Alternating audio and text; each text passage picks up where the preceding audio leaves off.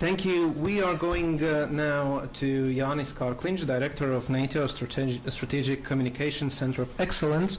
And, well, the floor is yours, Jānis, please. No, thank you very much, and thank you for the opportunity to share some thoughts. Maybe I will start with a little bit of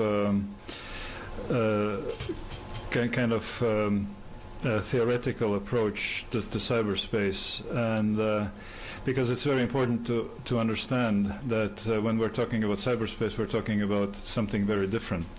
And when we're talking about something very different, we may not necessarily can reach a good understanding by applying knowledge that we have to the different system. So the main difference, what I would say, that there, if in the physical world there's always difference between or distance between 2 points, then there is no distance between 2 points in cyberspace, and that turns the paradigm upside down, and that represents completely different environment that we need to grasp and understand. That's point number one. Point number two, where in 20 years we have developed total dependence on this environment. Actually, technology, in my view, is the first one that has changed human nature.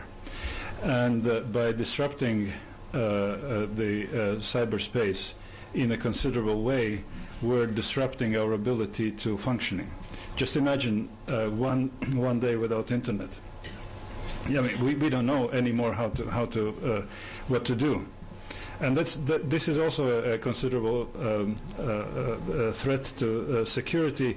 If you think in these terms, we're totally dependent on technology, we disrupt this environment, and we're totally disoriented as individuals and as society. Cyberspace is permanently evolving. 20 years ago, we were talking about completely different cyberspace than we're talking now. 9 years ago, we did not know Twitter. We did not know Facebook. Today, Facebook is the second largest community in the world after China, if we're taking in terms of population. So these are very different things that we need to understand, and why it is ever changing, because it was created as an open system where some intelligence was put in the system itself, but majority of intelligence is put outside the system, on the margins of the system, and permissionless innovation is one of the driving forces of this new technology, that everybody can come and offer something. A kid of 14 years of age can become a billionaire just by proposing a simple app that no one else have sort of thought before. So this is a new reality, and actually we need to monitor how this space expands, and we need to try to understand this rapid expansion. And again, coming back, since we are talking about or trying to apply our current knowledge to a system which is very different, we always have a feeling that we're lagging behind in our understanding of phenomenon and how we should respond to these new challenges to the speed of technological evolution.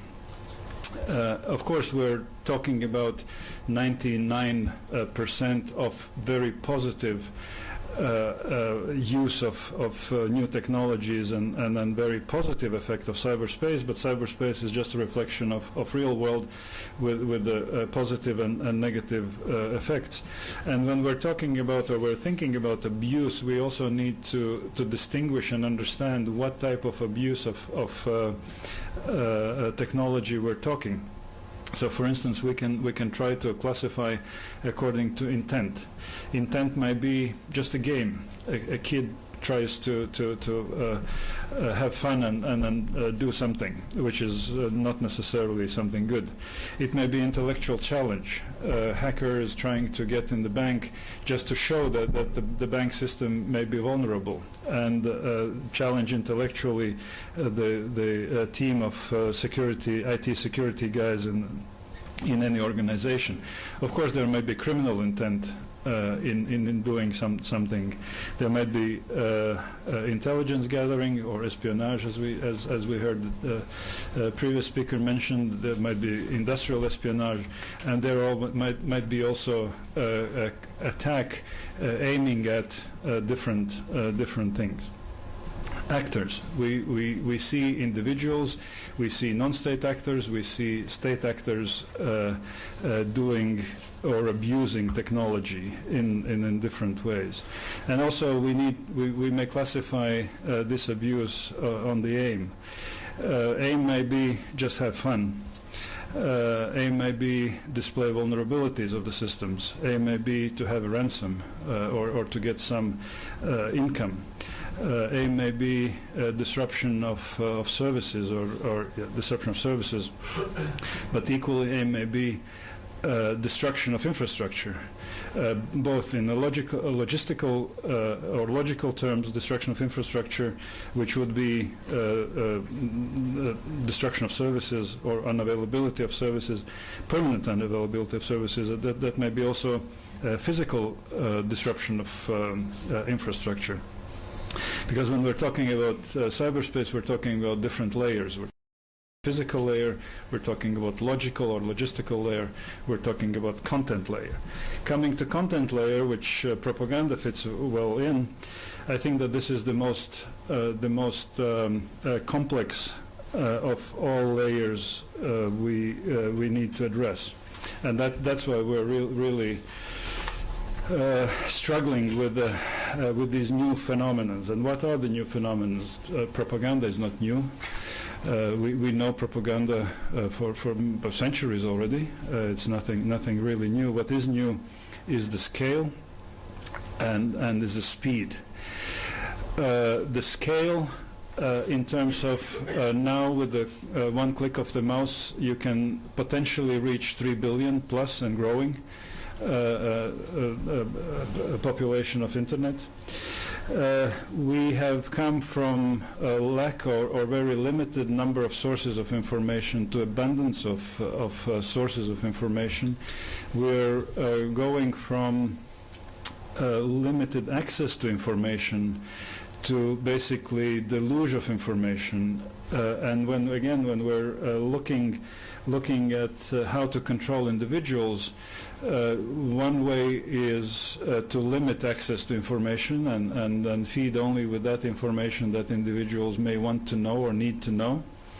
But from other side, another way how to control individual is to disorient individual with the overflow of information, with deluge of information where individual cannot function anymore because he does not understand anything, because his skills are not appropriate to handle this deluge of information. News, if we were talking about even 10 years ago, we were talking about news cycle of 24 hours. Today news cycle is 24 minutes. It's basically permanent news cycle where, again, we need simply to acknowledge that this is a fact, and we need to find a way how to operate in that environment, not only individuals but also media outlets, journalists, and governments as well, because all this, if we do not know how to function in new environment, we definitely are exposed to threats from those who know how to, or who know how to manage that new environment. And good if these people do not have any bad intent. There may have some. What to do? Do we need to raise the white flag and say we don't know how to do? No, we don't. There are some things there. In my view, there is no easy fix. All things that we may do, they will bring a result in mid or longer term. So first of all, we need to invest in understanding of cyberspace, and research is crucial in order to keep that understanding within the boundaries of a nation. And it is challenging for a small nation, therefore cooperation with others, bigger nations, leaders in technology might be very useful. We also need to invest in awareness raising, because again, one thing, if you know it, you may think more about things than you do not know. Once my friend who is in cybersecurity business, consultancy business, we were talking with him and I asked him, Paul, is really that bad? Talking about cybersecurity, and his answer was, actually it's better not to know. So, and that's a bit scary, but still we need to deal with that. Thirdly, we need to invest in developing or teaching appropriate skills to individuals who then themselves will be able to navigate in this new environment. And I'm referring here to media information literacy skills. In other words, we need to develop critical thinking skills of individuals, that they do not take everything that they read online as absolute truth. In terms of government policies, I think we need to invest in use of strategic communications better, in narrative development, in messaging. That is the only way how we can counter propaganda, because the ban of anything these days simply does not work. We had experience, in my view, that was 3-month advertisement, free advertisement for the channel, which was banned. But to tell our own story, which is appealing to different parts of population, is maybe the way to proceed. Jānis, last 25 seconds. Yes, and the last suggestion is not to discard professionalism of journalists, because journalists are the ones who shape public opinion, and we need to make sure that journalists do it with the highest degree of professionalism, which is not necessarily easy to keep in this changing media environment as well. Thank you.